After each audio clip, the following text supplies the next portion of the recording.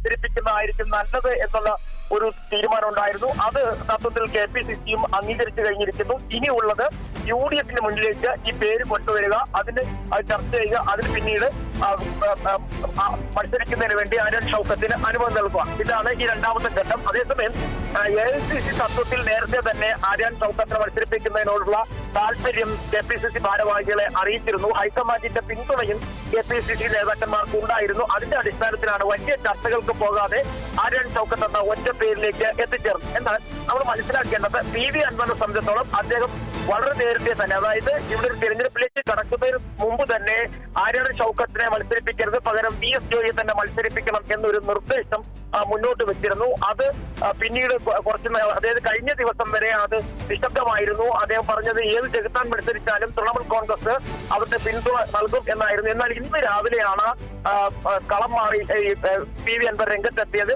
ഇപ്പോൾ പറയുന്നത് UDFിലെ അംഗത്വവും ഒപ്പം ആര്യാൻ ഷൗക്കത്തിന് പകരം VS ജോയി എന്ന നേതാവിലേക്ക് വരണം എന്നുള്ളൊരു ആവശ്യം ഉന്നയിച്ചത്.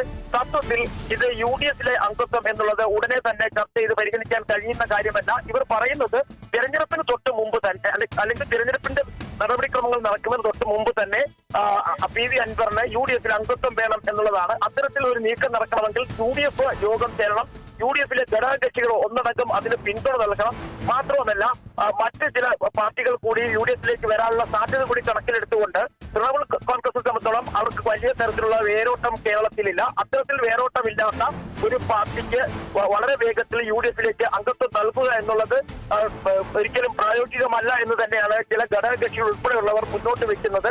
അത്തരത്തിൽ ഒരു തീരുമാനം ഉടൻ ഉണ്ടാകാനുള്ള സാധ്യതയില്ല. ഒരു പക്ഷേ ഒരു സമവായം എന്ന നിലയ്ക്ക് PV അൻവറുമായി ചർച്ച നടത്തുന്നതിന് വേണ്ടി മുസ്ലിം ലീഗ് രംഗത്തെത്തും. അങ്ങനെ മുസ്ലിം ലീഗിന്റെ പിന്തുണയോടുകൂടി ഒരു പക്ഷേ ഈ ചർച്ചകൾ നടത്തി തൽക്കാലം PV അൻവറിനെ തണുപ്പിച്ച് കൂടെ നിർത്തുക എന്നതായിരിക്കും കോൺഗ്രസിന്റെ നിലപാട്. എന്തായാലും PV അൻവർ വിട്ടുവീഴ്ചയ്ക്ക് തയ്യാറല്ല എന്നൊരു നിലപാട് സ്വീകരിച്ചിരിക്കുന്നു.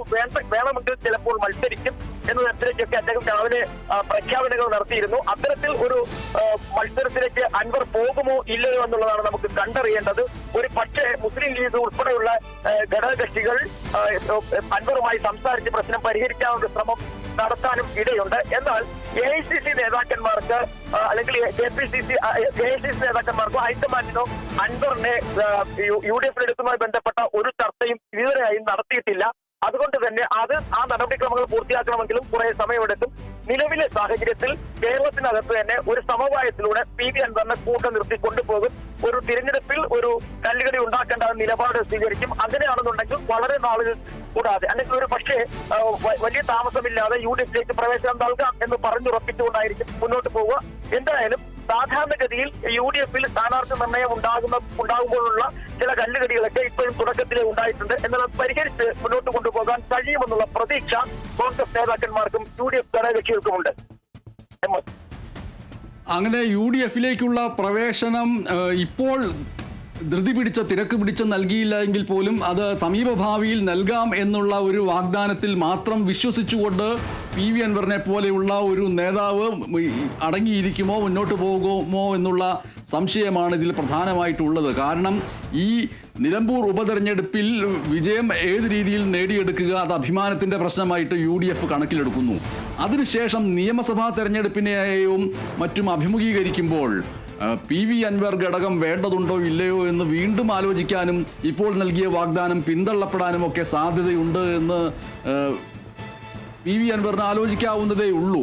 അപ്പോൾ ഒരർത്ഥത്തിൽ ഇപ്പോൾ D വിനോദ് സൂചിപ്പിച്ചതുപോലെ PV അൻവറിനെ പ്രകോപിതനാക്കുന്ന രീതിയിൽ തള്ളിപ്പറയേണ്ടതില്ല. ഒരു വാഗ്ദാനത്തിൻ്റെ ഒരു ഇളവ് അങ്ങോട്ട് കൊടുക്കുക, അതിനുശേഷം ഈ തെരഞ്ഞെടുപ്പിനെ നേരിടുക എന്നുള്ള നിലയിലേക്കായിരിക്കുമോ പോയിട്ടുണ്ടാവുക? തീർച്ചയായും അങ്ങനെ തന്നെ. കാരണം ഇനി നിയമസഭാ തെരഞ്ഞെടുപ്പിന് ഏകദേശം 8 മാസം അല്ലെങ്കിൽ 9 മാസം മാത്രമാണുള്ളത്. ആ സമയത്ത് ഈ പ്രശ്നങ്ങൾ പരിഗണിക്കാം, അല്ലെങ്കിൽ ഒരു പക്ഷേ ഒന്നിൽ കൂടുതൽ സീറ്റുകൾ നൽകി ഒപ്പം നിർത്താം എന്നൊക്കെ ഉള്ള വാക്കുകൾ നൽകിയായിരിക്കും ഒരു പക്ഷേ ഒരു അനുനയ ശ്രമത്തിലൂടെ PV അൻവറിനെ ഒപ്പം കൂട്ടുക. PV അൻവർ ആഗ്രഹിക്കുന്നതും അത് തന്നെയാണ്. ഒന്നിൽ കൂടുതൽ സീറ്റുകളിൽ തൃണമൂൽ കോൺഗ്രസ് മത്സരിക്കുക. അങ്ങനെ മത്സരിച്ച് UDF അധികാരത്തിൽ വരികയാണെങ്കിൽ തൃണമൂൽ കോൺഗ്രസിലെ സ്ഥാനാർത്ഥി വിജയിക്കുകയാണെന്നുണ്ടെങ്കിൽ മറ്റു ചില അവകാശവാദങ്ങൾ കൂടി ഉന്നയിക്കാൻ ഒരു അവസരം കിട്ടും. ഇതെല്ലാം മനസ്സിൽ കണ്ടുകൊണ്ട് നടത്തുന്ന ഒരു തന്ത്രപരമായ നീക്കം എന്ന് വേണമെങ്കിൽ ഇതിനെ പറയാൻ കഴിയും. കാരണം ഇന്നലെ വരെ നിശബ്ദനായിരുന്ന UDF പൂർണ്ണ പിന്തുണ അറിയിച്ച എല്ലാവരുടെ ഒപ്പം നിന്ന അൻവർ ഇന്ന് രാവിലെയാണ് കളം മാറ്റിയത്.